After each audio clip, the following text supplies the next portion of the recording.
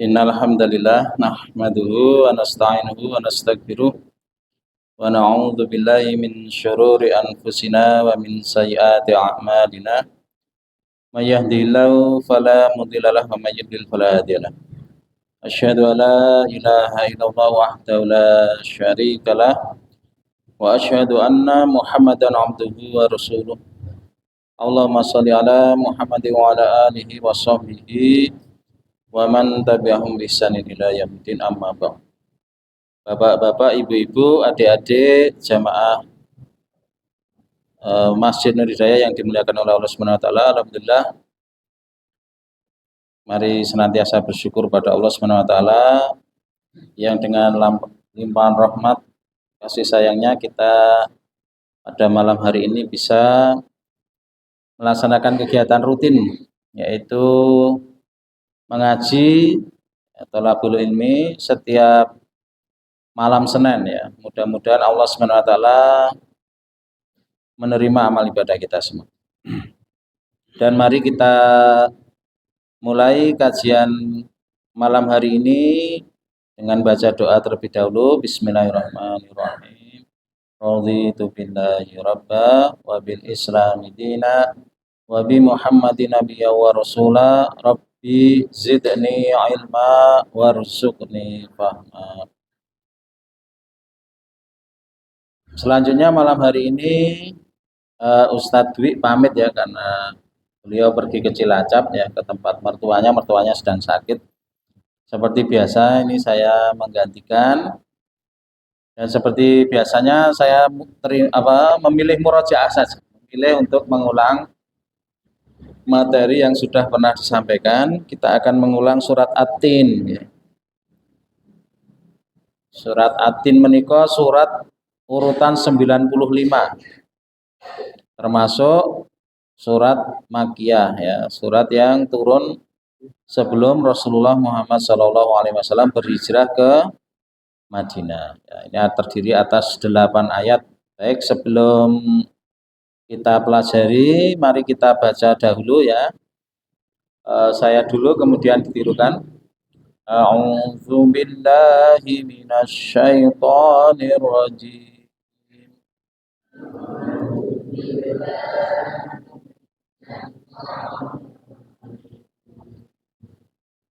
Bismillahirrahmanirrahim.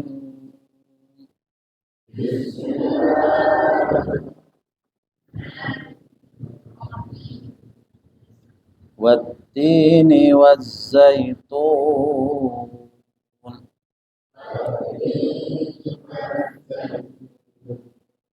wa turi sinin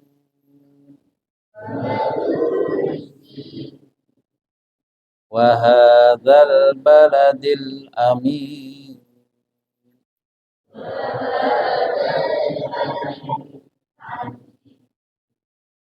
Laqad khalaqnal insana fi ahsani taqwim.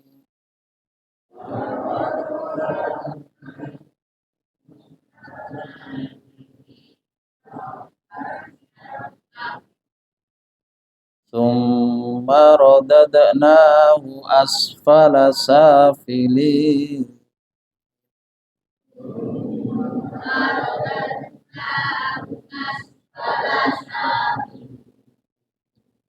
Illal ladzina amanu wa 'amilus solihati falahum ajrun ghairu mamnun.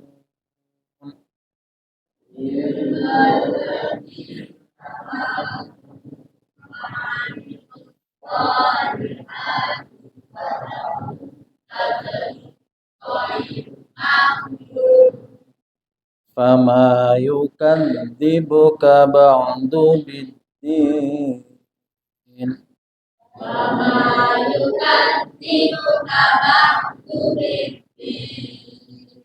Alaysa Allahu bi ahkamil hakimin.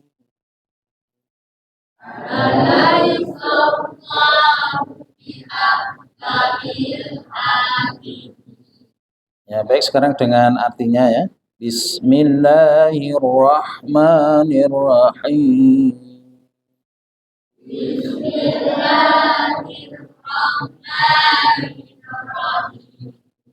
Bismillahi. Dengan nama Allah. Ar-Rahmani. Yang Maha Pengasih. Ar-Rahim. Yang Maha Penyayang. Wattini wazzaitun.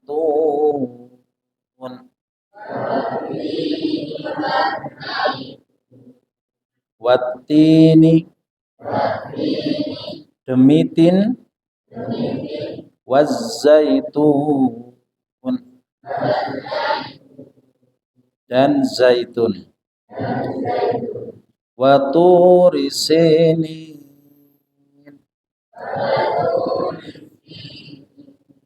waturi dan demi gunung Sinin, Sinai, wa hadzal baladil amin,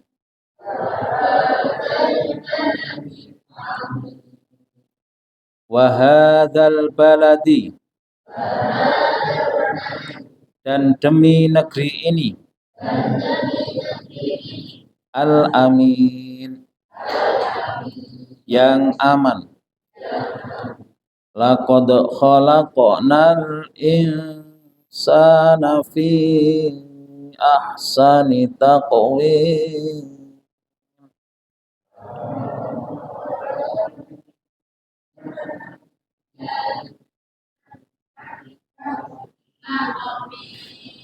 Laqad sesungguhnya khalaqna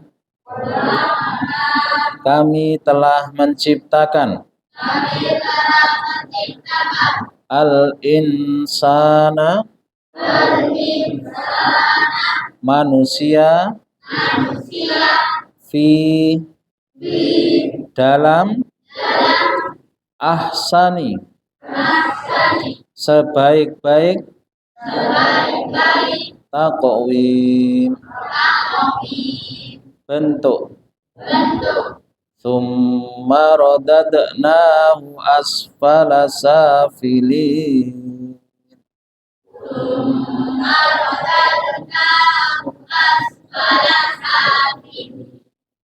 Tsumma kemudian radadnahu kami kembalikan dia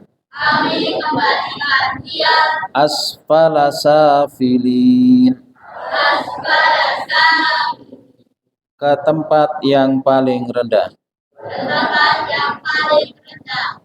Illalladzina amanu wa 'amilus shalihati falahum ajrun ghairu mamnun.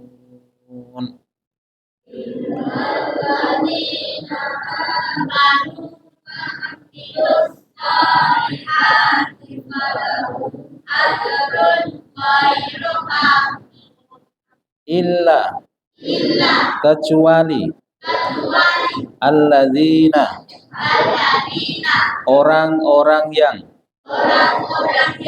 amanu beriman wa amilus sholihati dan beramal soleh falahum maka bagi mereka ajrun pahala ghairu mamnun yang tidak terputus. Fama yukadzibuka ba'du biddin.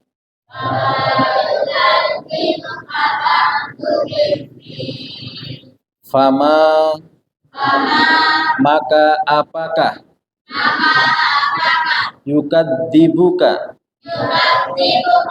yang menyebabkan mereka mendustakanmu, ba'du, sesudah, biddin, penjelasan hari pembalasan. Alaihissallahu bi ahkamil hakimin.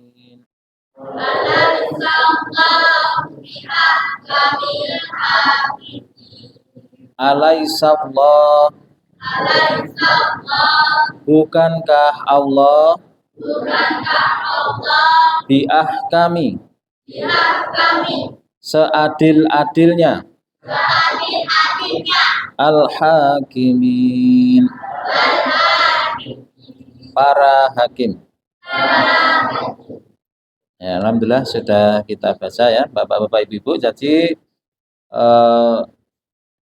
Al-Qur'an ini ya diharapkan ya diturunkan itu untuk salah satunya mengobati hati kita, untuk memberi gizi, ya, nutrisi, memberi makanan untuk rohani kita ya, menyembuhkan penyakit hati, kemudian juga menghilangkan keraguan tentang hari kiamat ya, dan seterusnya. Dan juga untuk menguatkan iman kita. Iman itu seringkali diibaratkan dengan tanaman ya. Kalau enggak disirami, dia bisa mati atau layu. Tidak, ya tidak. Nyirami hati dengan apa? Tidak. Ya, makanya memperhatikan ya, dengan membaca Al-Quran, dengan merenungkan maknanya ya, Ledra ya, yang rajin ngajinya, berangkat ngajinya ya, supaya ya dikuatkan imannya. Nanti mudah-mudahan menjadi generasi yang soleh ya, menjadi harapan kedua orang tua. Jadi bapak-bapak, ibu-ibu, penting sekali anak-anak kita untuk diajak berinteraksi, diajak mengaji ya, selalu membaca Al-Quran, yang itu akan menyebabkan keberkahan, turunnya rahmat Allah, dan itulah yang akan membantu ya anak-anak kita menjadi anak-anak yang soleh. Kelak yang akan membahagiakan orang tua itu bukan anak yang kaya, bukan anak yang punya jabatan, bukan anak yang terkenal gitu ya, tapi anak-anak yang soleh. Anak-anak yang soleh itu seperti apapun dia, seperti apapun orang tuanya, dia akan berusaha mencari keridhaan Allah dengan cara apa? Mencari keridhaan orang tuanya. Berusaha supaya orang tuanya ridho, senang dengan dirinya. Itu di dunia. Besok di akhirat bisa jadi anaklah yang akan mengangkat derajat orang tuanya. Nah, ini makanya penting sekali mengajak anak untuk mengaji. Dan alhamdulillah di tempat kita banyak sekarang tempat mengaji ya. Misalnya di tempatnya Pak Azam ini ya, tempatnya Umi Armia ini membuka rumah Quran ya. Silahkan yang belum bisa baca Quran semua usia ya dilayani. Kalau yang dewasa yang ibu-ibu. Karena pengajarnya istrinya Pak Azam ya, dan apa namanya juga yang remaja-remaja putri silahkan ya, bisa berawal dari membaca Quran yang benar, kemudian nanti menghafalkannya sambil mempelajari isinya. Juga yang punya anak-anak pengen hafal Al-Quran silahkan dibawa ke tempatnya Pak Azam ini, di kontraannya Bapak Mut ya, Pak siapa namanya ya, Pak Mut ya, RT 7 ya, silahkan, dan gratis ya Pak ya. Nah itu gimana, akhirat itu seringkali ditawarkannya gratis ya, malah udah milih sing bayar ya, dan mahal, dan belum tentu besok menjadikan anaknya soleh. Baik, mari kita pelajari isinya ya. Jadi sekali lagi, inilah cara menumbuhkan iman anak, cara mengenalkan anak kepada Allah Subhanahu wa taala. Anak kenal kepada Allah dengan salah satunya membaca Al-Qur'an, kemudian direnungkan, dipelajari isinya. Maka perlu orang tua sering bareng-bareng ngaji dengan anaknya ya. Nah, kalau nggak bisa gimana Pak? Ya diantarkan anaknya ke tempat yang bisa ngajar ngaji. Ya, jangan dibiarkan anaknya jauh dari Al-Qur'an. Yang berarti itu nanti akan jauh dari rahmatnya Allah gitu ya. Dan yang bisa menyelamatkan kita di dunia maupun di akhirat hanya Allah Subhanahu wa taala. Makanya setiap baca Quran kan diawali dengan ta'awudz ya. A'udzu billahi minasyaitonir rajim. Fajar. Coba ta'awudz artinya sama artinya. Ayo yang keras. Jar. Ya, a'udzu billah.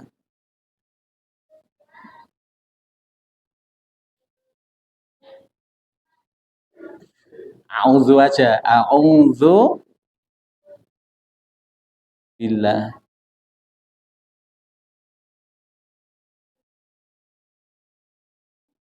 Yang terkutuk. Ya, kita aja diminta untuk senantiasa minta perlindungan kepada Allah dari godaan setan yang terkutuk. Karena yang tidak dibimbing oleh Allah pasti disesatkan oleh setan ya, baik setan berwujud jin maupun setan berwujud manusia ya. Makanya hati-hati dengan pergaulan anak-anak kita ya, yang sekarang eh, kalau tidak hati-hati anak atau bahkan orang dewasa bisa rusak karena pergaulan. Baik, sekarang kita kaji dari ayat yang pertama, watini wazaitun. Di sini Allah bersumpah dengan tin. Tin itu jenis tumbuhan ya, yang tumbuhan ini punya banyak khasiat ya, termasuk buahnya. Dan juga zaitun. Ini nikmat Allah yang diberikan kepada manusia, bisa menjadi obat maupun untuk konsumsi kebutuhan sehari-hari ya. Zaitun itu bisa dipakai minyaknya ya, bahkan untuk memasak dan seterusnya. Tapi yang terutama karena di Indonesia pohon zaitun nggak banyak, mahal ya. Nah itu terutama untuk pengobatan ya, terutama untuk kesehatan. Itu yang pertama itu. Allah bersumpah dengan tin dan zaitun karena banyaknya barokah pada dua tumbuhan tersebut ya, pada dua buah tersebut. Itu yang pertama. Yang kedua, ulama juga menjelaskan Allah bersumpah juga dengan tempat di mana dua tumbuhan itu banyak tumbuh pada saat wahyu ini diturunkan. Pohon tin ini tumbuhnya kebanyakan di Damaskus ya. Damaskus itu di mana? Adik-adik ada yang tahu? Oh ya, Syam, negeri Syam ya. Kalau sekarang negeri Syam itu terbagi menjadi 4 negara ya, dipecah menjadi 4 negara. Yang pertama, yang mecah siapa ya? Yang menjajah ya, nanti belajar sejarah. Yang pertama Palestina, yang kedua Lebanon, Yordania, Suriah. Damaskus itu ada di Suriah. Kemudian Az-Zaitun, pohon zaitun itu banyak tumbuh di sekitar Baitul Maqdis. Di sekitar ada di, kalau sekarang ya, nama tempatnya yang ngasih nama orang Israel ya, negeri Israel, Yerusalem. Dulu namanya Al-Quds. Oh, enggak Mesir. Jadi Allah bersumpah menurut ulama juga dengan tempat tumbuhnya tumbuhan ini, yang disitulah Allah banyak mengutus para nabi. Siapa aja? Adik-adik tahu nggak nabi-nabi yang ada di Syam? Siapa? Siapa Hanan? Hah? Muhammad ya Allah ya. Muhammad nanti di ayat ketiga wahadzal baladil amin, yang dimaksud adalah Makkah ya. Muhammad di Mekah. Kalau yang di Syam siapa? Nabi Musa. Terus siapa lagi? Kalau Nabi Musa itu lahirnya di mana? Di Mesir. Tapi nanti memang hijrah di apa namanya? Ke Syam juga ya. Siapa lagi? Bahkan Nabi Yunus itu dimakamkannya di Syam ya. Nabi Yunus itu makamnya di Syam ya. Dan banyak nabi yang ada di Syam ya. Di Syam ini negeri diberkahi karena di situ banyak diutus para nabi. Banyak malaikat turun di sana ya. Makanya dalam satu hadis Rasulullah menyebutkan yang artinya sungguh berkah apa? Sungguh diberkahi Syam itu, sungguh diberkahi karena apa? Banyak nabi diutus di sana. Nabi Ibrahim dan Nabi Lot diselamatkan Allah, ya. Itu kan dari Irak ya. Hijrahnya juga ke Syam. Nanti Nabi Ibrahim punya anak. Nabi Ibrahim anaknya berapa, Bu? Dua, ya. Istrinya berapa? Dua, karena dari dua istri lahirlah dua anak itu ya. Nabi Ismail dan Nabi Ishak itu lahirnya di Syam. Nanti Nabi Ismail dibawa ke Mekah, barulah keturunan Nabi Ismail yaitu Nabi Muhammad SAW diutus di Mekah. Tapi banyak nabi itu ada di Syam, ya, negeri yang diberkahi. Bahkan Rasulullah mengatakan ya, tidaklah ya di sekitar Baitul Maqdis itu tidak ada tempat yang tidak pernah ditapaki Nabi. Tidak pernah dipakai berdoa Nabi, tidak ada satu tempat. Menjadi semua tempat itu pernah untuk berdirinya para nabi. Berdoanya para nabi, berdoanya para malaikat. Itu tempat yang diberkahi. Dan ini diberkahi karena banyak turun ayat-ayat, turun wahyu dari Allah Subhanahu wa Ta'ala. Nah, kembali ke tadi, kalau pengen kita diberkahi, keluarga kita diberkahi, jangan jauh dari Al-Qur'an, ya. Silahkan pelajari Al-Qur'an, dibaca, direnungkan, dan dijadikan pedoman hidup. Al-Qur'an itu isinya kurikulum untuk seluruh hidup kita ya, mendidik anak-anak kita, generasi kita, bagaimana menjalani hidup yang diridhoi Allah itu ada semuanya di Al-Qur'an. Ya, baik dalam berjual beli, beribadahnya dan seterusnya ya, diatur sehingga hidup kita selamat. Nah, itu yang pertama ya. Dan ini nanti kalau ada waktu, ya kayaknya kalau waktunya sempit ya, bisa kita terangkan tentang keutamaan Baitul Maqdis ya. Tapi ini kita lanjut dulu. Watu Risinin, dan demi bukit atau gunung Sinai, itu tempat dilantiknya Nabi Musa alaihissalam menjadi nabi. Dan istimewanya Nabi Musa itu Allah langsung berbicara, langsung melantik Nabi Musa menjadi nabi, tidak seperti nabi-nabi yang lain melalui malaikat Jibril. Rasulullah Muhammad SAW dilantik pertama kali di mana menjadi nabinya? Yunus tahu nggak? Ya, di Gua Hiro. Siapa yang melantik? Jibril alaihissalam. Ya, jadi didekap oleh Jibril, di depannya ada lembaran, bacalah gitu ya. Disuruh membaca ayat-ayat Al-Quran.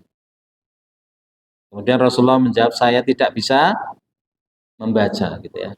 Diulang, dibekap lagi, nah seperti itu. Nah itu apa namanya? Yang bisa kita ambil pelajaran begitu. Kita mendidik anak baca Quran. Ini artinya apa? Misalnya Al-Fatihah ya. Anak-anak harus tahu isinya, artinya Al-Fatihah. Kita harus tahu Al-Fatihah itu isinya apa, artinya apa, supaya sholat juga khusyuk dan pentingnya Al-Fatihah itu. Nah, misalnya ini Hanan. Ya, ihdinas siratal mustaqim. Artinya apa, Hanan? Haikal. Loh, nggak tahu. Fakih. Fakih itu harusnya paham ya, paling fakih ya, paling berilmu kan. Yunus, tunjukilah kami ke jalan yang lurus. Jalan yang lurus itu jalannya siapa? Hah? Diterangkan di ayat berikutnya gitu ya. Jadi Al-Qur'an itu berisi penjelasan-penjelasan juga ya. Siratal ladzina an'amta alaihim, Ryan. Artinya apa? Siratal ladzina an'amta alaihim. Ya, yaitu jalannya orang-orang yang engkau beri nikmat. Nah, ini penting sekali Al-Fatihah. Sehingga kalau kita sholat, ya sholat kita sambil merenungi apa yang kita baca ya, dan seterusnya begitu ya. Baik, eh, ini menurut pendapat ulama, meskipun banyak pendapat, tapi pendapat terkuat Gunung Sinai itu juga ada di Syam. Kemudian yang berikutnya wahadzal baladil amni, dan demi Nah, negeri atau kota Mekah yang aman ini. Ini jaminan dari Allah untuk keamanan kota Mekah. Nah, ini 3 tempat yang diberkahi oleh Allah. Allah bersumpah dengan tempat-tempat ini. Ya. Yang berikutnya setelah Allah bersumpah, nah ini yang paling penting. Kalau Allah sampai bersumpah, berarti ayat berikutnya penting sekali harus diperhatikan. Laqad khalaqnal insana fi ahsani taqwim. Sesungguhnya kami telah menciptakan manusia dalam bentuk yang sebaik-baiknya. Summa rodatnahu asfala safilin. Ya. Kemudian kami kembalikan dia ke tempat yang serendah-rendahnya. Illa ladina amanu wa amilu solihati falahum ajrun ghairu mamnun. Kecuali orang-orang yang beriman dan mengerjakan amal soleh, maka bagi mereka pahala yang tiada putus-putusnya. Ini banyak, ada beberapa tafsirannya ya, Bapak-bapak, Ibu-ibu. Yang pertama bahwasanya Allah menciptakan manusia itu dengan sebaik-baik bentuk makhluknya. Tapi kemudian manusia itu akan dimasukkan ke dalam neraka, itu tafsiran yang pertama ya. Kecuali orang-orang yang beriman. Yang bisa menyelamatkan kita dari siksa neraka adalah iman ya. Kalau masih ada iman, meskipun hanya seberat zarah ya. Zarah ini pun apa, Bu? Ini kulo nek ulama menyebutkan ya, menggambarkan kalau jendela dibuka di pagi hari atau siang hari terus ada sinar, terus ada leduk cilik-cilik ini kalau Bu. Nah, itu zarah ya. Jadi itu zarah itu nek ditimbang nonton bobotnya mboten niku. Mboten nonton bobotnya tapi ada wujudnya gitu ya, zarah itu ya. Punya iman sekecil itu menyelamatkan kita dari neraka. Maksudnya nggak kekal. Kalau misalnya masuk neraka dia nggak kekal selamanya di neraka gitu ya. Misalnya dosane akeh, kepeksane ya nyemplung teng neraka rumiyin, nah nanti masih bisa selamat meskipun apa namanya harus disiksa terlebih dahulu ya. Karena nanti ada yang masuk surganya belakangan, Bu. Ya, carry dewe. Pilih carry dewe napa dhisik dewe? Ya, mudah-mudahan bisa cepet ya, Bu, nggak usah mampir gitu ya. Itu tafsiran yang pertama. Tafsiran yang kedua, bahwa kondisi terbaik manusia itu di masa mudanya ya, Bapak-bapak, Ibu-ibu. Biasanya cah nom niku sehat-sehate, kuat-kuate, semangate. Dan biasanya kendel-kendele gitu ya. Yang ikut laskar-laskar itu biasanya anak-anak muda gitu ya. Yang ikut atlet-atlet itu juga anak-anak muda biasanya gitu ya. Nah, nanti akan dikembalikan ke seburuk-buruk keadaan yaitu masa tua. Waktu kecil dulu kita juga lemah ya. Nanti setelah tua orang itu akan berkurang kekuatannya ya. Kesehatannya akan menurun gitu ya. Bahkan nanti kalau udah sepuh banget ada yang bahkan sampai nggak bisa apa-apa cuma di tempat tidur. Ya, jalan saja nggak bisa, apa-apa harus diladeni gitu ya.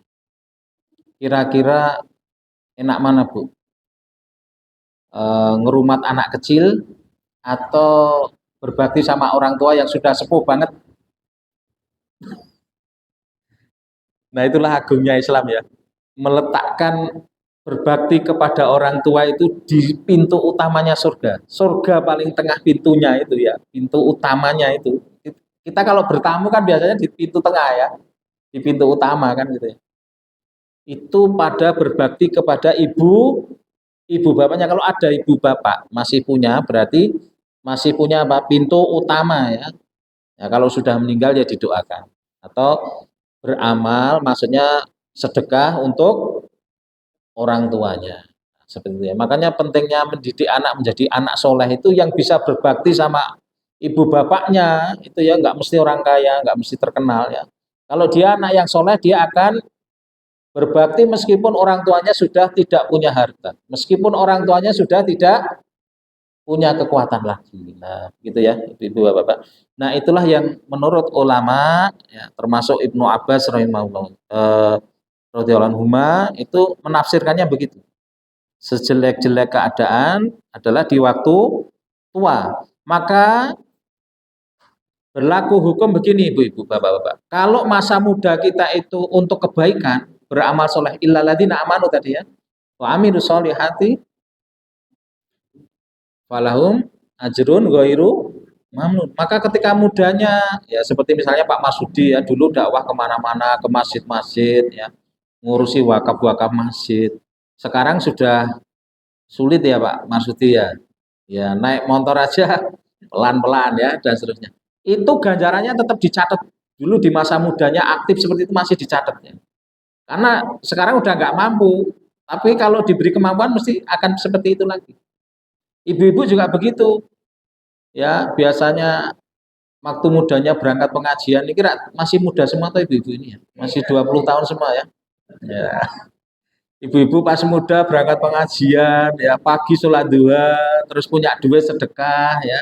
Besok ketika tua nggak punya duit, tetap dihitung seperti orang yang sedekah. Ya, ketika udah nggak kuat berangkat ke masjid, tetap dihitung berangkat ke masjid bapak-bapak ya. Ini bapaknya juga kelihatannya masih muda-muda, ketara ora do ngantukan ya. Karena sepuh sudah ngantukan. Nah, itu ketika masih bisa berangkat ke masjid, dia ke masjid, nanti kalau sudah sepuh nggak bisa ke masjid lagi, tetap dihitung langkai panjenengan itu masih tetap dihitung, Pak. Nggak ada yang hilang, tetap dihitung.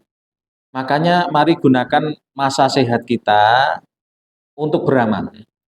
Masa luang kita untuk beramal.